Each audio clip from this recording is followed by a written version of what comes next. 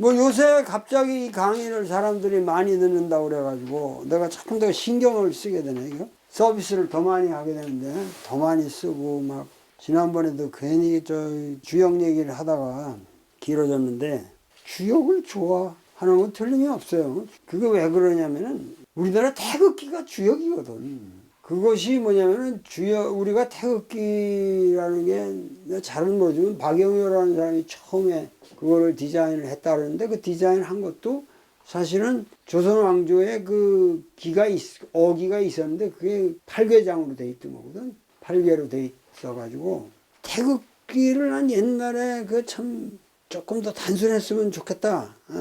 일본인들 그냥 일장기처럼 그렇게 단순했으면 좋겠다. 그랬는데 지나갈수록 뭐냐면 이게 내가 이번에 주역을 강의하면서 보니까는 이 주역이라는 거는 우리 고조선의 사유가 지난번에도 그 육사 여자가 그냥 초구한테 그냥 내려가가지고 일을 벌리면서 또 호시탐탐하게 그냥 우리 어떻게 호시탐탐 그러면 개인적 욕망을 위해서 뭐 처먹기 위해서 그냥 남의 거 뺏으려고 노려먹는 거 그렇게 봤잖아요. 근데 그런 게 아니잖아. 이게 보면 호시탐탐만 해도 대륙적인 이거는 이 주역적인 가치관은 사실 우리 민족에게만 있는 어떤 독특한 그 뭐가 있어. 그러니까 우리 국기가 태극기가 된 것도 우리가 주역의 영향을 받은 게 아니라 고조선 때부터 우리가 주역의 그런 영향을 한자 문화권에다가 그러한 주역적인 그 효사라든가 이런 것의 내용이 사실은 우리 삶에서 간 거라 이거죠. 그러기 때문에 오늘날 우리 국기도 태극기가 된 거고 태극기라는 게 간단하잖아요. 왜냐면 주역이라는 게 건곤으로 시작해가지고 이 물과 불로 끝나거든요. 건과 곤으로 시작해가지고 여기 건, 그 다음에 여기 불, 여기 물, 곤. 태극기 보면 이렇게 돼 있잖아요. 그러니까 거기서 건하고 곤이는 제자리에 위치하고 있지만 물과 불은 어떻게 돼 있어? 불이 어디로 내려가 있어? 땅의 자리로 내려가 있고 물은 하늘로 올라가 있잖아요. 그러니까 우주 태극이 불과 물이 거꾸로 돼 있기 때문에 여기서 빙빙 돌게 돼 있는 거지. 이게 태극의 형상이잖아. 주역의 아주 기본 골격을 아주 간결하게 8개를 다 쓰지 않고 건, 감리로 딱 그리고 가운데 태극 형상으로 만든 이 태극기가 우연은 아니다 이거야. 우연이 아니다 이거지. 그래서 여러분이 자꾸만 태극기를 좋아하는 것 같아요. 근데 태극을 좋아한다는 게 아니라 태극기가 어떠한 의미를 갖는 건지를 우리가 알아야 된다는 거지. 태극기라는 걸 무슨 데모용으로 알아보면 큰일 난다 이거야. 태극기라는 게 무엇인지. 그래서 지금 수훈의 마지막 한글 가사가 흥비가라게 여기 이것의 제8장인데 이 흥비가는 여러분들이 여기 보시면은 동경대전 제1권의 207페이지에 이 양반이 그 흥비가를 8월 13일에 사람들한테 반포했다고 하는 얘기가 나오거든요. 1863년 8월 13일에 젖을 대어서 반포 제자들한테 나누어 주신 그런 노래라는 것을 알 수가 있죠. 내가 오늘 이렇게 써놓은 거는 이 흥비가라고 하는 것이 시경의 작법, 시를 쓰는 작법에 전통적으로 3가지가 있단 말이에요. 흥, 비, 부. 부비흥이라고 하는 이 3가지거든요. 부. 이렇게 쓰나? 비교한다는 비자에다가 일어나 흥자인데, 그래서 내가 시경의 최초의 그 실린 국풍. 그러니까 우리가 알아야 되는 거는 이게 국풍이라는 거는 그 노래를 분류하는 방법에는 풍, 아, 송이라는 게 있는데 풍, 그 다음에 송이라는 게 있는데 이 아송이라는 건 악이고 이거는 재래음악들이기 때문에 풍이라는 게 이게 바람이잖아. 바람 뭐 이런 노래 있던가? 따라란 딴 따라리 뭐 어떻게 되나? 바람 하여튼 바람이라는 것이 뭐냐면은 신바람이라고 그러잖아요. 우리가 바람이라는 게 이게 한국인의 원래 국유현묘지도 왈풍류라고 그랬잖아요. 최치원의 난낭섭이에. 그러니까 우리 원래적인 우리 여기가 이게 풍이란 말이야. 그러니까 이 동이전의 기록에도 보면은 국중대회에서 항상 노래 부르고 국중대회 연일 음식감으로 이렇게 했으니까는 여기에 풍이라는 게 이게 신바람인데 여기서 뭐냐 이 풍이라는 게 노래란 말이에요. 노래. 그러니까 이 노래라는 거는 신바람이 나야 그게 노래지. 신바람이 없는데 억지로 이게 안 되는 거야. 요새는 내가 아주 영적인 노래를 많이 부르거든. 일체 이 제약이 없이 나 혼자 있을 때 엄마를 사용해 내가. 한번 엄마 하고 부르는 그냥 그 소리로 쫙 하는데 그 인스피레이션이 오더라고. 노래를 갖다가 꼭 우리가 그렇게 가사와 멜로디를 맞춰서 할 필요가 있냐. 노래라는 건 하여튼 옛날부터 이게 풍이란 말이야. 이게 풍이 노래예요. 이게 국이라는 거는 이제 각 제후국들이었으니까 그 당시 공자가 이걸 수집할 적에 그 나라마다 있었던 어떠한 노래니까 이 풍이라는 거는 이건 요새 말로 하면 이거 완전히 민요란 말이야. 민요. 그러니까 민요라는 것 자체가 뭐냐면은 그 나라의 뭐예요? 신바람, 풍속을 전해주는 풍이라는 게 국풍이라고 하는 게 이게 진짜 우리나라 옛날에 뭐 가요제 같은 것도 이런 말을 쓰지 않았나? 국풍이라는 게 시경에서부터 이렇게 쭉 내려오는 건데 국풍은 기본적으로 주자도 얘기를 하는 게 뭐냐면 이거는 남녀 상렬지사다. 남녀가 서로 기뻐하고 서로 연애하는 그게 국풍이지 무슨 딴 게 있느냐. 근데 국풍을 여태까지 모시전이 이런 거 완전히 도덕주의적으로 해석한 거란 말이야. 그러니까 그 시경의 본래적 의미를 가지고 이 양반이 이 가사를 쓴 거야. 뭐 흥비가라고 하는 건 뭐예요? 흥이라는 거는 부라는 거는 별로 문제가 아닌데 왜냐면 부라는 건 그냥 사실의 서술이니까 그냥 내러티브란 말이야. 사실의 서술인데 비라는 건 비유적인 표현. 그래서 알고 보면 무슨 뭐 섬섬옥수 같은 그 여자의 뭐 어쩌고라든가 뭐 솔로몬의 비단 꽃보다 더 아름다운 백합화 모든 표현이라는 게 인간의 시라는 것은 우리가 비를 쓰잖아요. 그 자체를 서술하는 게 아니라 그러니까 비유라는 게 여기 있고 이것과 관계가 없이 흥이라는 거는 그런 주제라든가 비유를 쓰지 않고 아무 관계없이 흥을 돋구기 위해서 그 주제와 관련 없이 쓰는 거예요. 표현하는 거예요. 노래에 보면 그런 게 있잖아요. 아무 이것이 없이 그냥 쓰는 거예요. 여기 보면은 꽝꽝 이렇게 하고 이게 보면 고 저 물수리 고 저 물수리 황하의 물톱에 있네. 까옥 물수리 하수의 모래톱 위에 이런 거야. 이거 완전히 이거는 흥이란 말이야. 이거는 흥이야. 무슨 말인지 알겠어? 주제하고 관련이 없어. 그런데 흥을 돋기 위해서 갑자기 까옥 어떤 주제를 흥을 돋구기 위해서 쓰는 거야. 요 꽝꽝쥐조 이게 짜이허즈조 이게 까옥 물수리 하수의 모래톱 위에 사뿐 이러면은 이게 흥이야.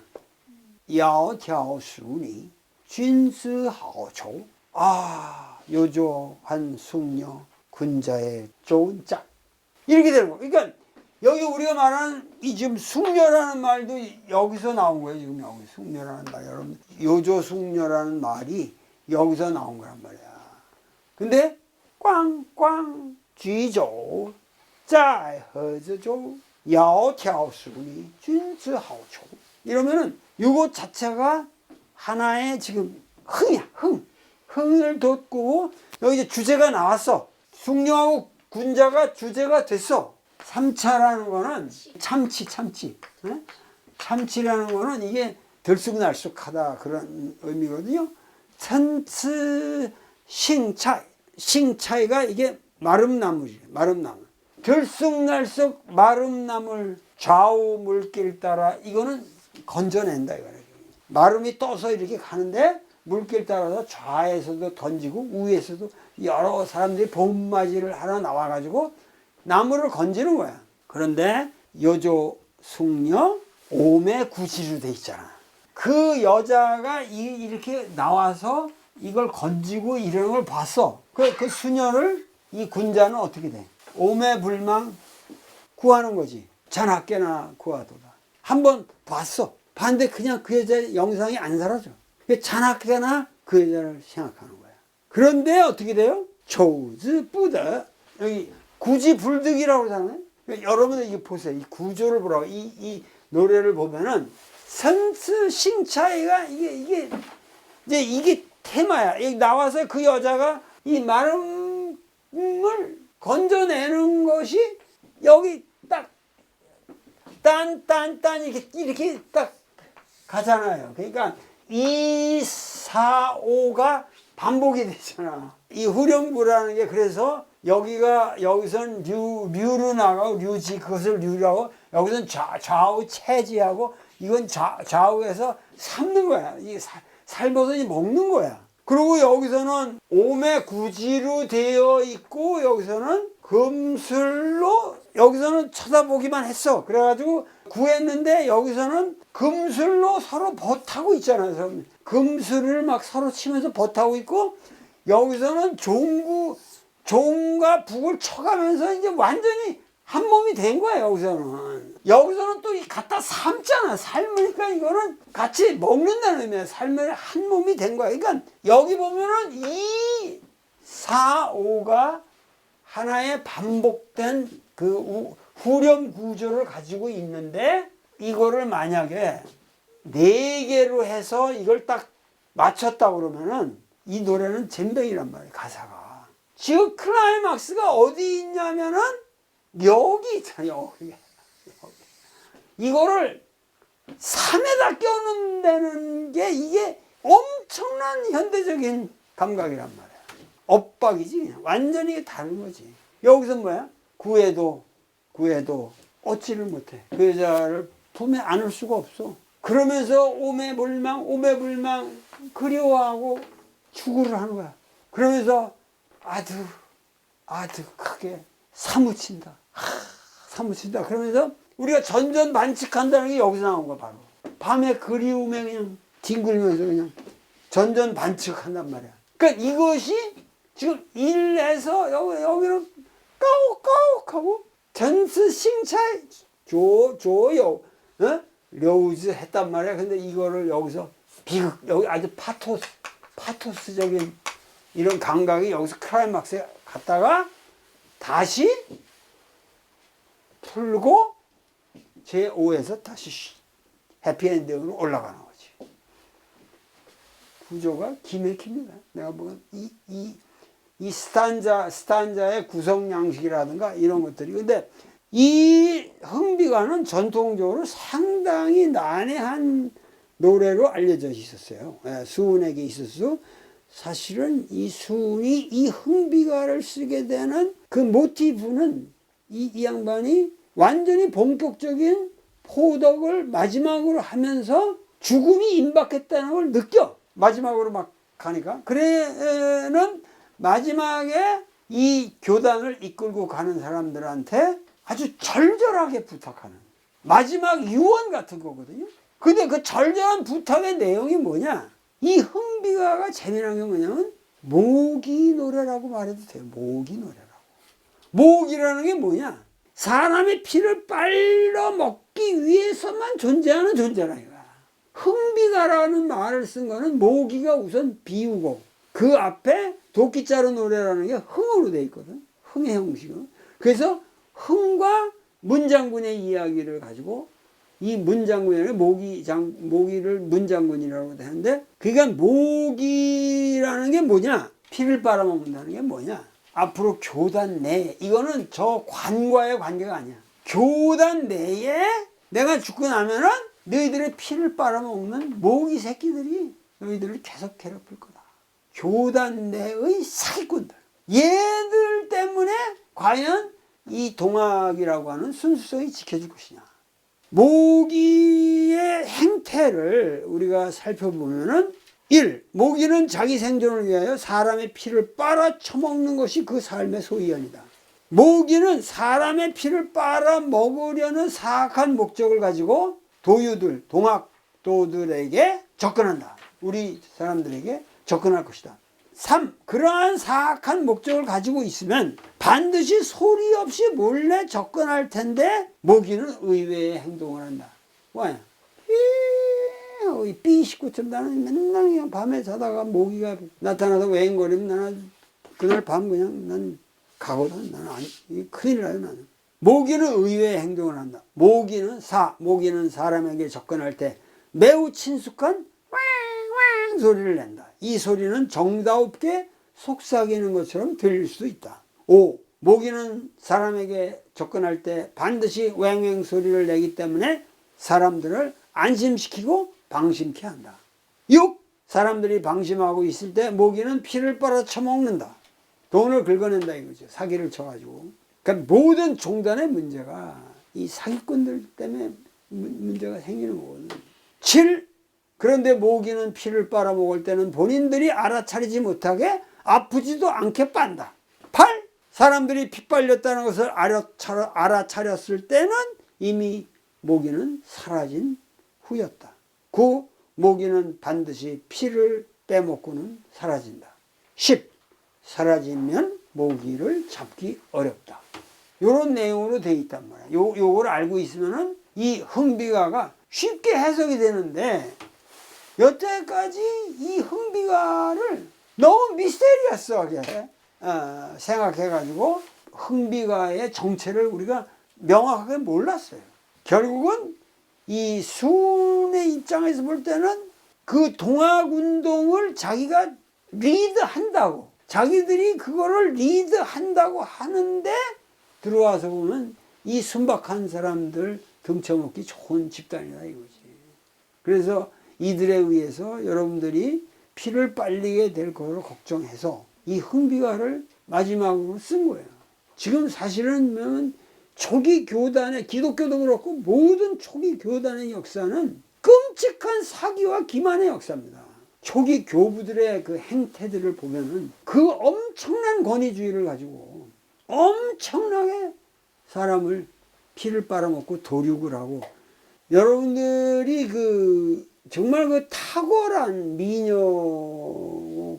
지식인이고 알렉산드리아라고 하는 이 지적인 도시를 대변하는 히파티아라는 천문학자고 진짜 대단한 사람인데 그 히파티아를 너무도 형편없는 놈이 그렇게 처참하게 죽이는 그런 영화가 아고라든가 하여튼 그런 이름의 영화가 있거든요. 그런 거 보시면은 초기 기독교 교단이 얼마나 끔찍한 죄악을 저지르면서 성장했는가 하는 걸 알 수 있거든요. 근데 수훈은 그러한 역사를 예견하고 있는 거예요.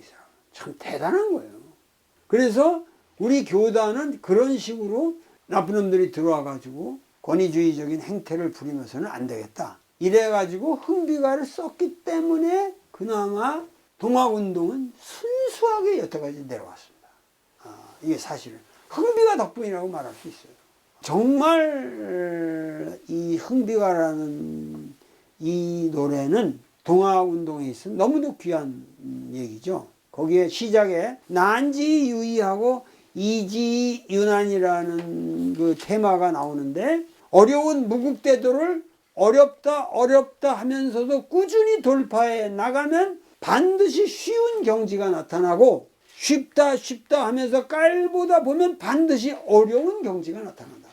난이를 가지고 설명을 하시는데, 어려움과 쉬움의 경지를 초월하여 굳세게 동학을 이어나가시오 하는 당부의 말씀이죠. 쉬운 벌가벌가하니 기측불원이라 내 앞에 보는 것을 어길 바 없지만은 이는 도시 사람이여 부재어 근이로다. 목전지사 수의 알고 심량 없이 하다가서 말레지사 갖지 않으면 그 안이 내 한인가.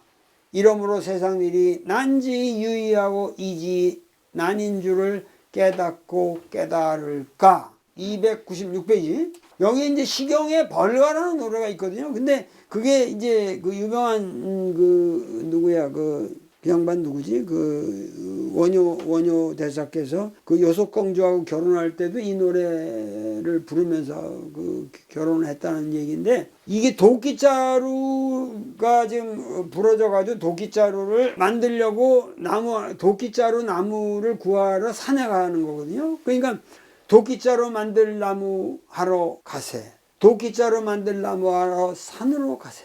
도끼자루는 무슨 나무로 어떻게 만들지? 아하, 내 손에 도끼가 들려있는데 그것도 몰라?